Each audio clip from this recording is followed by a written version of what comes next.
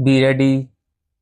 Start. It is settled principle of law that the evidence of interested or related witnesses should be considered with caution, and until and unless it is found to be trustworthy, the conviction of accused on the basis of evidence of related or interested witness is not justified. In view of the discussions made above and considering the unnatural conduct of PW1 and PW2, I am of the considered view that they are not proved to be eyewitnesses of the incident of enticing away victim by accused or appellant in presence of co-accused persons or otherwise, and their testimony is neither reliable nor trustworthy.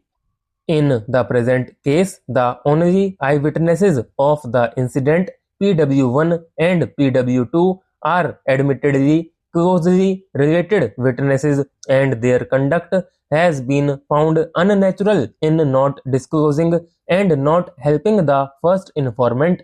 The conduct of father of the victim in not lodging the FIR and not appearing before the trial court for stating on oath that his daughter is missing and has been enticed away by the accused or appellant with the help of other co-accused or otherwise, and the conduct of PW3 or first informant who himself is a law graduate and is also alleged to be an advocate in not mentioning the names of alleged eyewitnesses in the FIR and lodging of FIR with inordinate delay of 4 days at midnight without any whisper about the love affair, if any, between the victim and the accused or appellant, and further the undisputed disability of accused or appellant makes the entire prosecution story highly improbable and doubtful,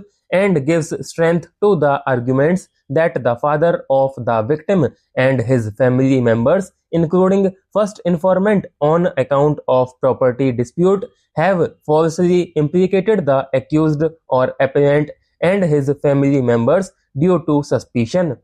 In view of the facts and circumstances of the case, there is sufficient reason for drawing adverse inference against the prosecution for not producing the parents of victim to the witness box before the trial court. The evidence on record shows that PW1 and PW2 were not the eyewitnesses of alleged incident of fetching the victim by accused or appellant in broad daylight at 10 a.m. instead of choosing some time of loneliness in the late evening or early morning, and they have been set up subsequently in order to improve the case against the accused persons. The above witnesses are interested witnesses, and their unnatural conduct and contradictory testimony is not reliable for holding the accused or appellant guilty, and the learned trial court has misread the evidence on record. I am of the considered view that the prosecution has failed to prove its case to the hilt beyond any shadow of reasonable doubt, and has failed to bring home the charges against any of the accused by any cogent, reliable, independent, and trustworthy evidence. Considering the totality of facts and circumstances, it is a fit case where the accused or appellant is entitled to be given the benefit of doubt, and the prosecution case is liable to be rejected. The accused or appellant is also entitled for an order of acquittal. PW1 and PW2 are only chance witnesses and have also stated to have inquired into with co-accused as to where the victim and accused or appellant have gone, but even when no reply was given by them, they did not inform the first informant or father of the victim, which is also quite unnatural, and their conduct in not doing so, despite being related, makes their contention of being eyewitnesses doubtful and untrustworthy.